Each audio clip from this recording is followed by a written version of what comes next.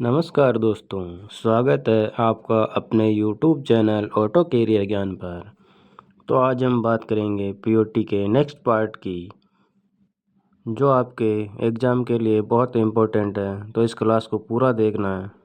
Class start करने से पहले यदि आप इस यूट्यूब चैनल पर पहली बार जुड़े हो तो अपने यूट्यूब चैनल को सब्सक्राइब कर लें और वीडियो को लाइक करें, अपने दोस्तों के साथ ज़्यादा से ज़्यादा शेयर करें। और CITS ITS से जुड़ी हर अपडेट पाने के लिए अपने यूट्यूब चैनल पर जुड़े रहें।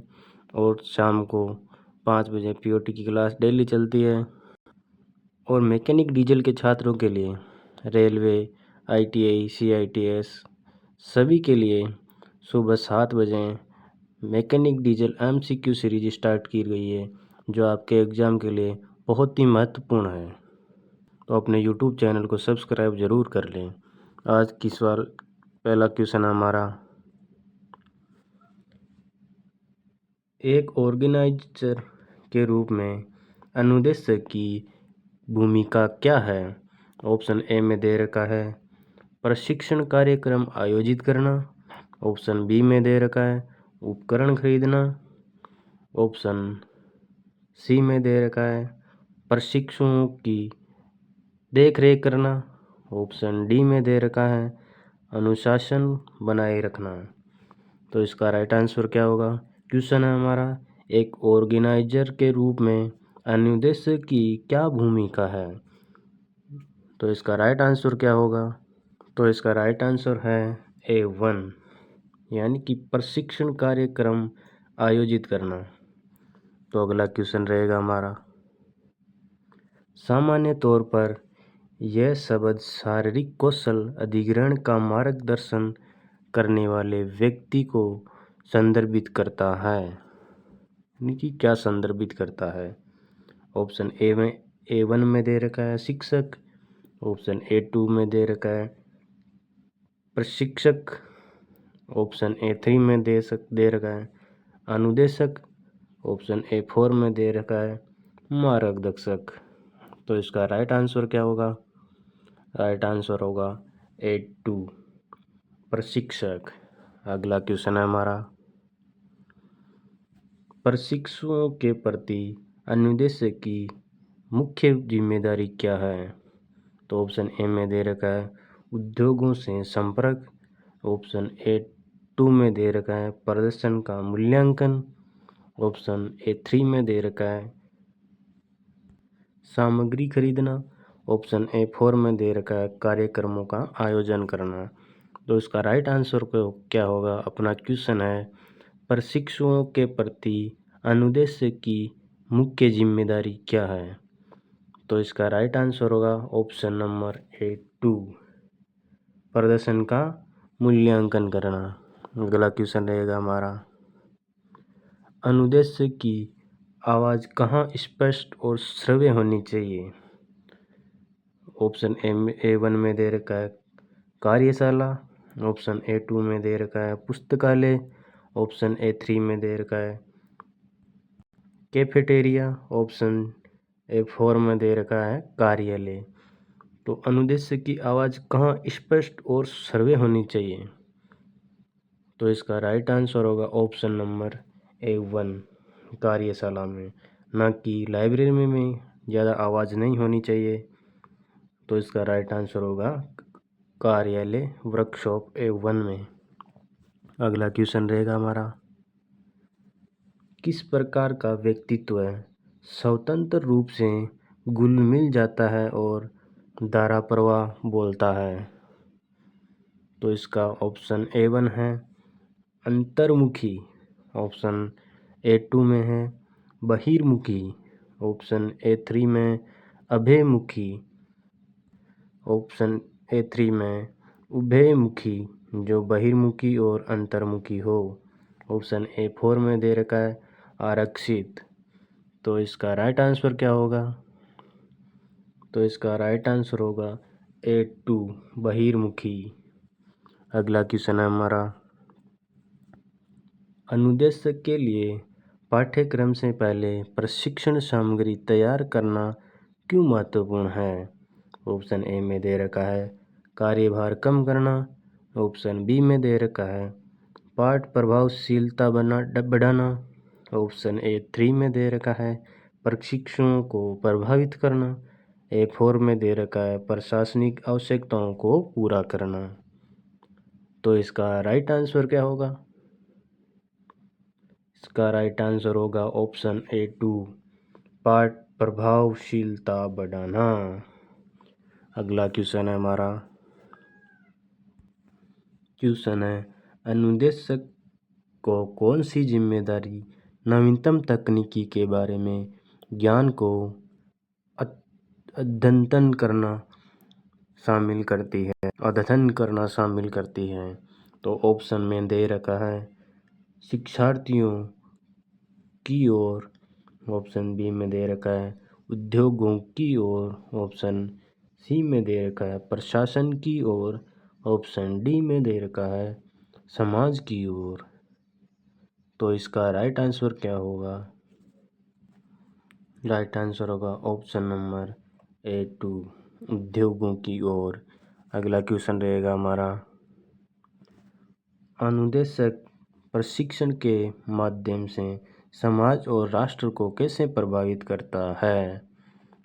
ऑप्शन A1 में दे रखा है समय की पाबंदी को बढ़ावा देकर। ऑप्शन A2 में दे रखा है केवल सैद्धांतिक और अवधारणाओं को बढ़ाकर। ऑप्शन A3 में दे रखा है सामाजिक जिम्मेदारी विकसित करके। ऑप्शन A4 में दे रखा है व्यक्तिगत सफलता पर ध्यान केंद्रित करके। तो इसका राइट आंसर क्या होगा? क्वेश्चन है अनुदेशक प्रशिक्षण के माध्यम से समाज और राष्ट्र को कैसे प्रभावित करता है? तो इसका राइट आंसर होगा ऑप्शन नंबर A3 सामाजिक जिम्मेदारी विकसित करके। अगला क्वेश्चन है हमारा प्रभावी शिक्षण में पहला कदम क्या है? यानी कि प्रभावी शिक्षण में पहला कदम क्या है? ऑप्शन ए में दे रखा है प्रेरणा। ऑप्शन A2 में दे रखा है योजना। ऑप्शन A3 में दे रखा है मूल्यांकन। ऑप्शन A4 में दे रखा है प्रश्न पूछना। तो इसका राइट आंसर होगा ऑप्शन नंबर A1 प्रेरणा। अगला क्वेश्चन है हमारा। एक बार ये क्वेश्चन वापस देखना। प्रभावी शिक्षण में पहला कदम क्या है? यानी कि what is the first step in effective teaching? तो इसका राइट आंसर होगा ऑप्शन नंबर बी प्लानिंग योजना। अगला क्वेश्चन है हमारा कौन सा तत्व है सकारात्मक शिक्षण वातावरण बनाना शामिल करता है? ऑप्शन A1 में मीडिया। ऑप्शन A2 में दे रखा है आवश्यकता का आकलन। ऑप्शन A3 में दे रखा है मोटिवेशन। ऑप्शन A4 में दे रखा है प्रतिक्रिया। तो इसका राइट आंसर क्या होगा? तो इसका राइट आंसर है ऑप्शन नंबर A2 आवश्यकता का आकलन करना। अगला क्वेश्चन है हमारा कौशल प्राप्त करने के लिए क्या आवश्यक है? ऑप्शन ए में दे रखा है एटीट्यूड। ऑप्शन बी में दे रखा है नॉलेज। ऑप्शन सी में दे रखा है प्रोडक्टिविटी। ऑप्शन 4 में दे रखा है मोटिवेशन। तो इसका राइट आंसर होगा ऑप्शन नंबर A2 नॉलेज। अगला क्वेश्चन है हमारा किस प्रकार का व्यक्तित्व स्वतंत्र रूप से घुल मिल जाता है या धारा प्रवाह बोलता है? तो इसका राइट आंसर होगा ऑप्शन नंबर A3 उभयमुखी जो बहिर्मुखी और अंतर्मुखी हो। A3। अगला क्वेश्चन है हमारा प्रभावी शिक्षण में प्रेरणा क्यों महत्वपूर्ण है? ऑप्शन ए में दे रखा है ये सीखने की इच्छा पैदा करता है। ऑप्शन A2 में दे रखा है ये फीडबैक प्रदान करता है। ऑप्शन A3 में दे रखा है ये मूल्यांकन में मदद करता है। ऑप्शन A4 में दे रखा है यह तैयारी में सहायता करता है। तो इसका राइट आंसर क्या होगा? राइट आंसर होगा ऑप्शन नंबर A1, ये सीखने की इच्छा पैदा करता है। अगला क्वेश्चन है हमारा, व्यवहारिक प्रशिक्षण के लिए कौन सी विधि उपयुक्त है? ऑप्शन A में व्याख्यान विधि, ऑप्शन A2 में प्रदर्शन विधि, ऑप्शन A3 में पाठ्य योजना विधि, ऑप्शन A4 में चर्चा विधि। तो इसका राइट आंसर होगा ऑप्शन नंबर A2, प्रदर्शन विधि। अगला क्वेश्चन रहेगा हमारा, मनोविज्ञान को किस रूप में परिभाषित किया जाता है? ऑप्शन A में दे रखा है व्यवहार का अध्ययन, ऑप्शन A2 में दे रखा है पौधों का अध्ययन, ऑप्शन A3 में दे रखा है ग्रहों का अध्ययन, ऑप्शन A4 में दे रखा है मशीनों का अध्ययन। तो क्वेश्चन है, मनोविज्ञान को किस रूप में परिभाषित किया जा सकता है? तो इसका राइट आंसर होगा ऑप्शन नंबर A, व्यवहार का अध्ययन। अगला क्वेश्चन है हमारा, शैक्षिक मनोविज्ञान का मुख्य फोकस क्या है? ऑप्शन A में दे रखा है वित्तीय व्यवहार, ऑप्शन B में दे रखा है पशु व्यवहार, ऑप्शन C में दे रखा है शिक्षार्थी का व्यवहार, ऑप्शन D में दे रखा है राजनीतिक व्यवहार। तो इसका राइट आंसर क्या होगा? इसका राइट आंसर होगा ऑप्शन नंबर C, A3, शिक्षार्थी का व्यवहार। यानी कि शैक्षिक मनोविज्ञान का मुख्य फोकस है शिक्षार्थी का व्यवहार। अगला क्वेश्चन रहेगा हमारा, निम्नलिखित में कौन शैक्षिक प्रयोग प्रक्रिया में एक महत्वपूर्ण कारक है? क्वेश्चन है हमारा, निम्नलिखित में से कौन सा शैक्षिक प्रक्रिया में एक महत्वपूर्ण कारक है? ऑप्शन A में दे रखा है शिक्षार्थी, ऑप्शन B में दे रखा है पाठ्यक्रम, ऑप्शन C में दे रखा है सरकार, ऑप्शन D में दे रखा है तकनीकी। तो इसका राइट आंसर होगा ऑप्शन नंबर A1A, शिक्षार्थी। अगला क्वेश्चन है हमारा,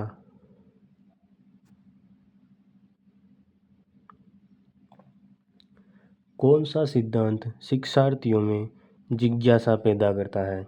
ऑप्शन A1 में है रुचि, ऑप्शन A2 में है प्रेरणा मोटिवेशन, ऑप्शन A3 में जीवन से जुड़ना, ऑप्शन A4 में है गतिविधि। तो इसका राइट आंसर होगा ऑप्शन नंबर A2, मोटिवेशन, प्रेरणा। अगला क्वेश्चन रहेगा हमारा, गतिविधि के सिद्धांत में क्या शामिल है? ऑप्शन A में दे रखा है बात करके सीखना, ऑप्शन A2 में दे रखा है देख कर सीखना, ऑप्शन A3 में दे रखा है करके सीखना, ऑप्शन A4 में दे रखा है किताबों से पढ़ना। तो इसका राइट आंसर होगा ऑप्शन नंबर A3, करके सीखना। क्वेश्चन है, गतिविधि के सिद्धांत में क्या शामिल है? तो इसका राइट आंसर होगा करके सीखना। अगला क्वेश्चन है हमारा, एक अनुदेशक के व्यावसायिक विकास के लिए एक आवश्यक तत्व क्या है? ऑप्शन A1 में दे रखा है शैक्षणिक मनोविज्ञान, ऑप्शन A2 में दे रखा है राजनीतिक विज्ञान, ऑप्शन A3 में दे रखा है क्वांटम भौतिकी, ऑप्शन A4 में दे रखा है पर्यावरण अध्ययन। तो इसका राइट आंसर होगा ऑप्शन नंबर A1, शैक्षणिक मनोविज्ञान। अगला क्वेश्चन है हमारा, रुचि के सिद्धांत का उद्देश्य शिक्षार्थियों में क्या उत्पन्न करना है? यानी कि रुचि के सिद्धांत का उद्देश्य क्या है, शिक्षार्थियों में क्या उत्पन्न करना है। तो इसमें ऑप्शन A1 में दे रखा है चिंता, ऑप्शन A2 में दे रखा है ऊब, ऑप्शन A3 में दे रखा है रुचि, ऑप्शन A4 में दे रखा है डर। तो इसका राइट आंसर क्या होगा? राइट आंसर होगा ऑप्शन नंबर A3 रुचि। अगला क्वेश्चन रहेगा हमारा, सीखने के उद्देश्यों के संबंध में प्रभावी शिक्षण में क्या शामिल है।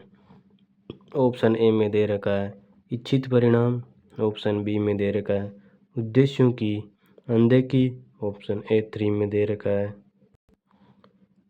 रैंडम टीचिंग यानी प्रैक्षिक शिक्षण, ऑप्शन A4 में दे रखा है शिक्षार्थियों को दंडित करना। तो इसका राइट आंसर होगा ऑप्शन नंबर A1 इच्छित परिणाम। A1 राइट आंसर होगा। अगला क्वेश्चन है हमारा, विशेषज्ञ ब्लाइंड पॉइंट के सिद्धांत में प्रभावी शिक्षण के सिद्धांत में क्या शामिल है। क्वेश्चन हमारा, विशेषज्ञ ब्लाइंड स्पॉट के संबंध में प्रभावी शिक्षण के सिद्धांत में क्या शामिल है। ऑप्शन ए में दे रखा है उनकी अनदेखी करना, ऑप्शन बी A2 में दे रखा है उन्हें पहचानना, ऑप्शन A3 में दे रखा है उन पर जोर देना, ऑप्शन A4 में दे रखा है उनसे बचना। तो इसका राइट आंसर क्या होगा? राइट आंसर होगा A2 उन्हें पहचानना। अगला क्वेश्चन है हमारा, अनुदेशक केंद्रित गतिविधि के रूप में शिक्षण का फोकस क्या है। तो ऑप्शन A1 में दे रखा है शिक्षार्थी की स्वतंत्रता, ऑप्शन A2 में दे रखा है ज्ञान संचरण, ऑप्शन A3 में दे रखा है रचनात्मक, ऑप्शन A4 में दे रखा है आत्मचिंता। तो इसका राइट आंसर क्या होगा? राइट आंसर है A2 ज्ञान संचरण। अगला क्वेश्चन है, शिक्षण में निश्चित उद्देश्य का सिद्धांत क्या सुनिश्चित करता है। ऑप्शन A1 में दे रखा है स्पष्टतम संसाधन उपयोग, ऑप्शन A2 में लक्ष्य की अनदेखी, ऑप्शन A3 में यादृच्छिक गतिविधियाँ, ऑप्शन डी में दे रखा है शिक्षण में लालचीपन। तो इसका राइट आंसर क्या होगा? राइट आंसर होगा ऑप्शन A1 इष्टतम संसाधन उपयोग। अगला क्वेश्चन है हमारा, मार्गदर्शन सेवाएं प्रदान करने में शिक्षकों को कौन संज्ञान मदद करता है। क्वेश्चन है, मार्गदर्शन सेवाएं प्रदान करने में शिक्षक को कौन संज्ञान मदद करता है। ऑप्शन ए में दे रखा है शैक्षणिक मनोविज्ञान, ऑप्शन A2 में दे रखा है कंप्यूटर नॉलेज, ऑप्शन A3 में दे रखा है राजनीतिक विज्ञान, ऑप्शन A4 में दे रखा है अर्थशास्त्र। तो इसका राइट आंसर क्या होगा? राइट आंसर होगा A1 शैक्षणिक मनोविज्ञान। अगला क्वेश्चन है हमारा, शैक्षिक मनोविज्ञान को विज्ञान क्यों माना जाता है। क्योंकि शैक्षिक मनोविज्ञान को विज्ञान क्यों माना जाता है। ऑप्शन A1 में दे रखा है यह सहज ज्ञान युक्त तरीकों का उपयोग करता है, ऑप्शन A2 में दे रखा है यह वैज्ञानिक तरीकों का उपयोग करता है, ऑप्शन A3 में दे रखा है यह साक्ष्य की अनदेखी करता है, ऑप्शन A4 में दे रखा है ये परंपरा पर निर्भर करता है। तो इसका राइट आंसर क्या होगा? क्वेश्चन है हमारा, शैक्षिक मनोविज्ञान को विज्ञान क्यों माना जाता है। तो इसका राइट आंसर होगा ऑप्शन नंबर A2 यह वैज्ञानिक तरीकों का उपयोग करता है। अगला क्वेश्चन से पहले यदि आप इस YouTube चैनल पर पहली बार जुड़े हो तो अपने YouTube चैनल को सब्सक्राइब ज़रूर कर लें और वीडियो को लाइक करें और कमेंट करके ज़रूर बताएं कि वीडियो कैसा लग रहा है। और आप यदि मैकेनिक डीजल के स्टूडेंट हो तो आपके लिए सुबह 7 बजे डीजल मैकेनिक MCQ स्टार्ट की गई है, जो आपके एग्ज़ाम के लिए बहुत ही महत्वपूर्ण रहेगी, तो उसमें जुड़ना ना भूलें। अगला क्वेश्चन है हमारा, शिक्षण के किस सिद्धांत में चार्ट और मॉडल बनाना शामिल है? ऑप्शन A1 में प्रेरणा, ऑप्शन A2 में गतिविधि, ऑप्शन A3 में रुचि, ऑप्शन A4 में निश्चित लक्ष्य।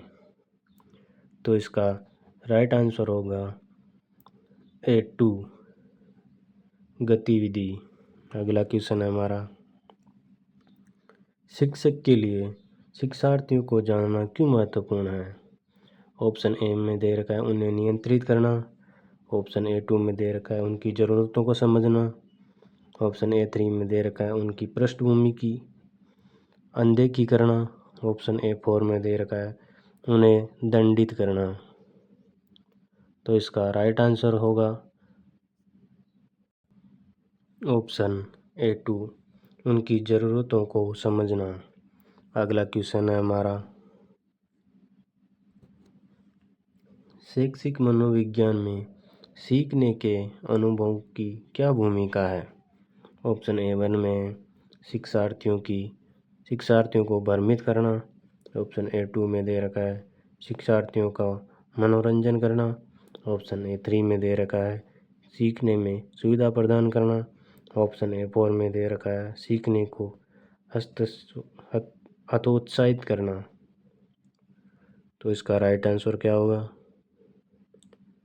का राइट आंसर होगा A3 सीखने में सुविधा प्रदान करना।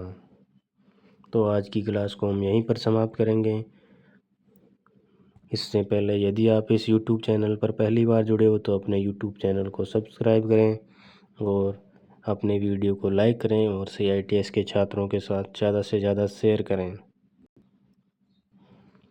क्लास पर जुड़े रहने के लिए आपका धन्यवाद।